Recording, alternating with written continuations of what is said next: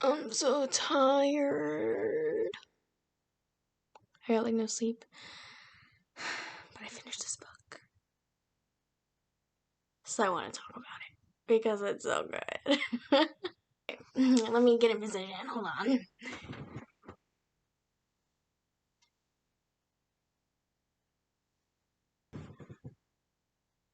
Okay, y'all. It's in the middle of the night. I'm in my pajamas. I don't give a shit. So, I finished Cinderella is Dead by Kaylin Byron. And let me just tell y'all, this the one.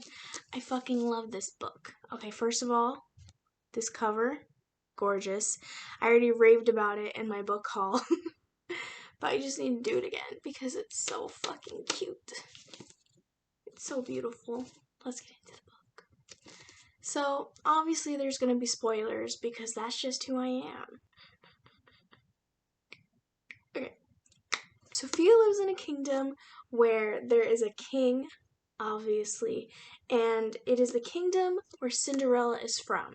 So they take great inspiration from Cinderella's story as we all know it, and due to that, it has been a 200-year-old tradition for all girls in the kingdom to go to a mandated ball, so that way the suitors, which are men, can pick their wives.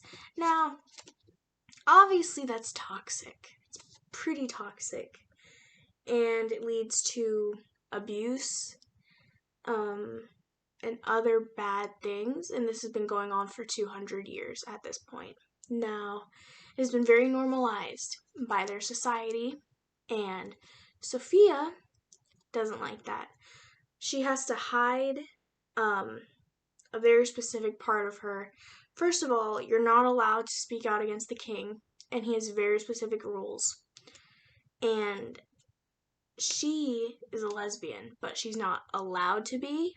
And she has a girlfriend named Erin who they bump heads a lot, especially leading up to the ball, because Erin wants to just give in to what they've been taught to do, and Sophia's like, no, we can run away.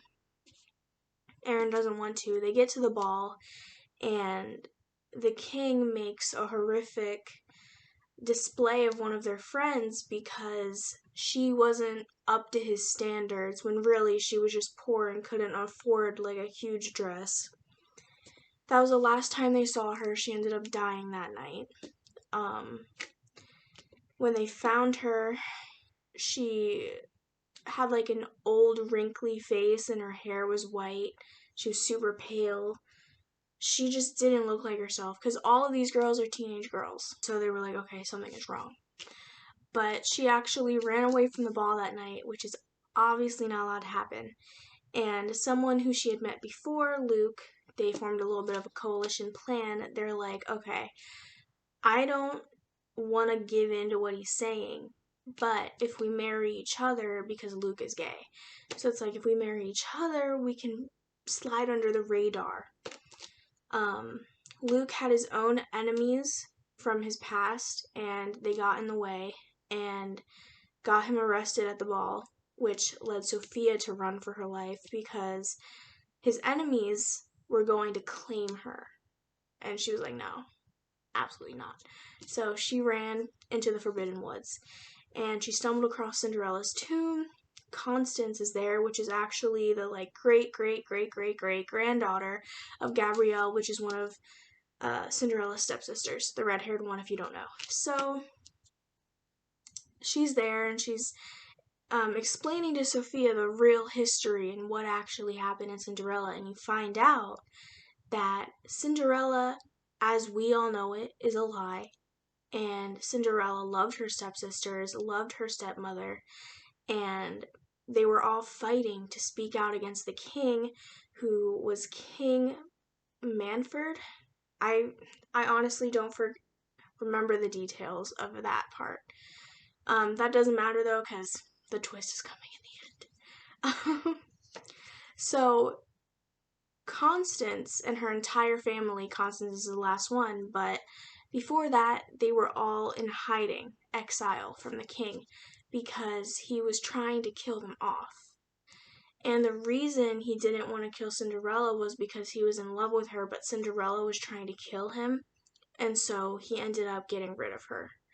And Constance and Sophia are like, there's something really wrong with this. We need to do something. So they're like, we need to go find the fairy godmother.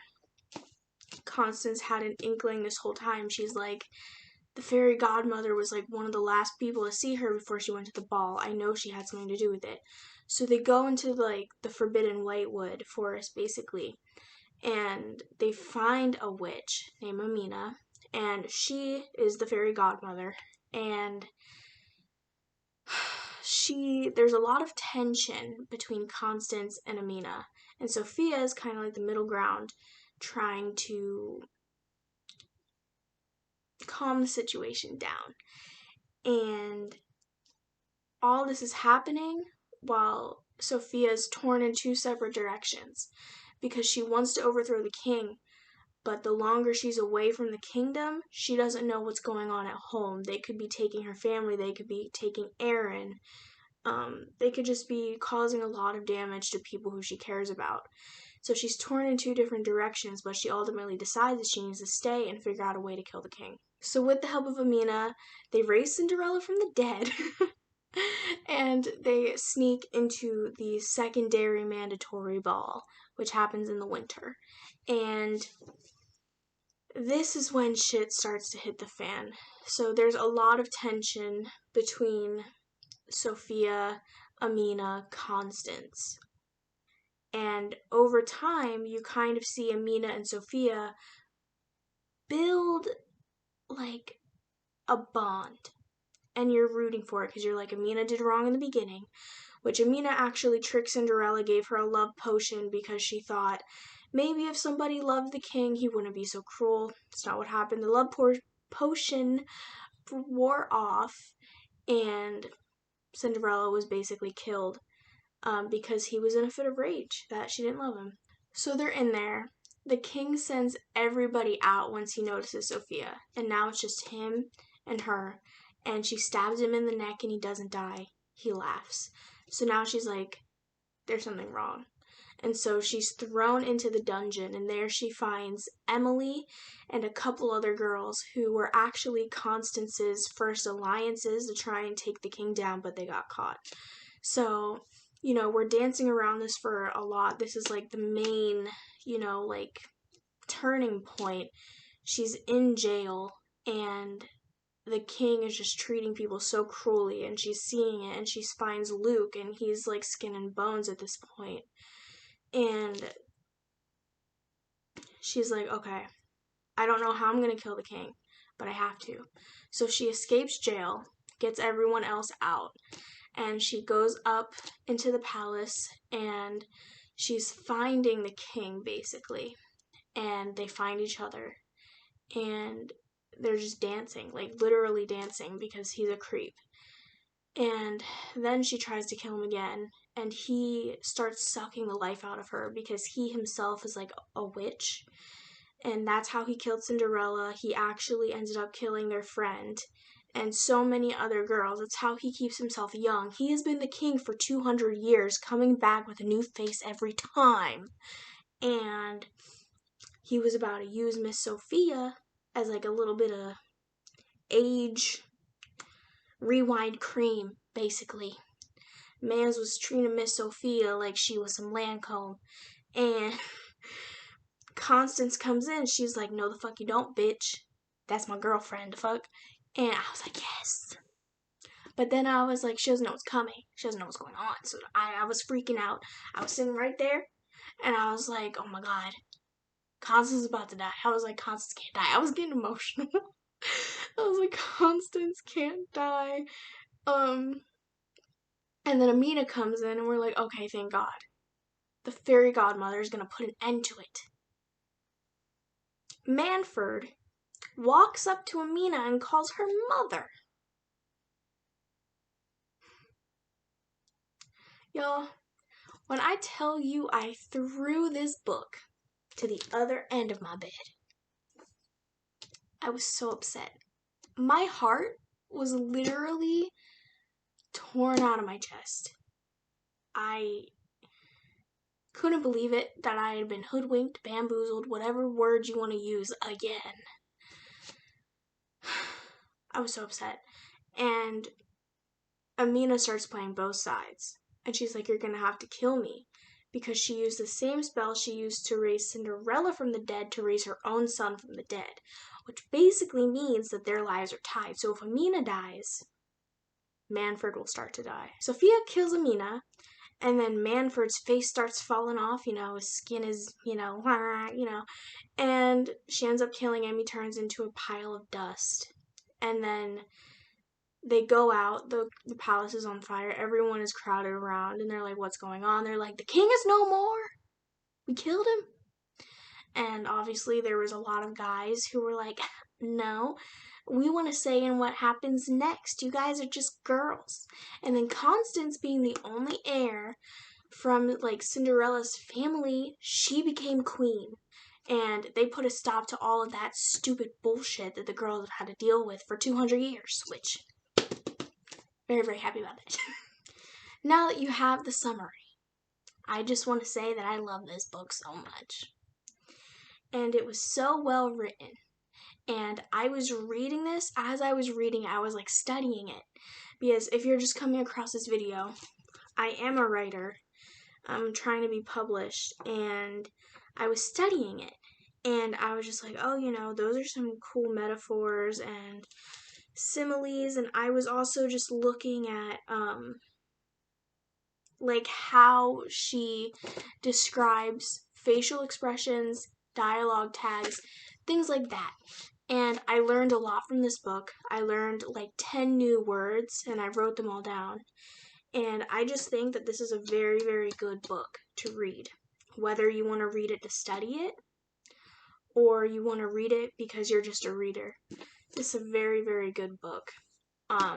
The romance, I felt,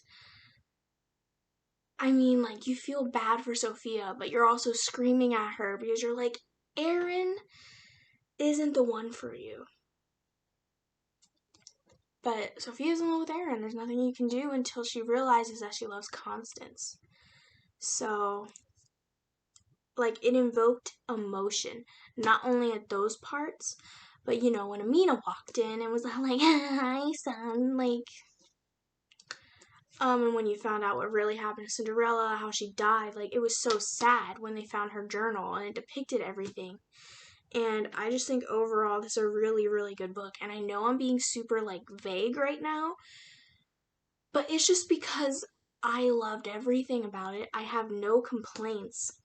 I think this book did what it set out to do, which was really make you think about how things can be interpreted different ways. Because what this story became, I never would have connected it to Cinderella.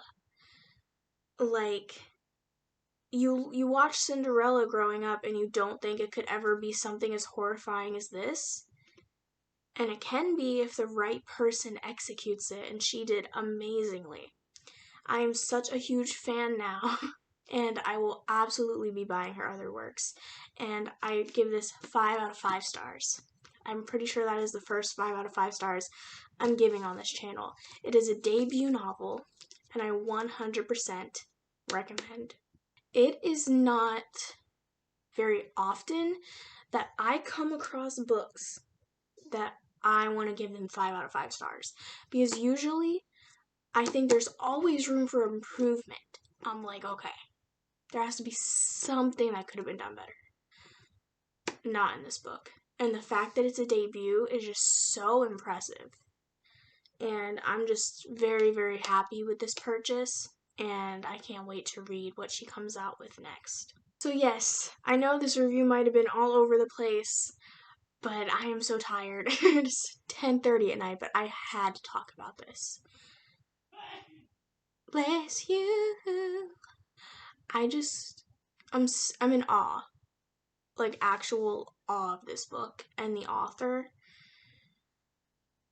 I just can't wait to read what else they come out with, because this was a masterpiece.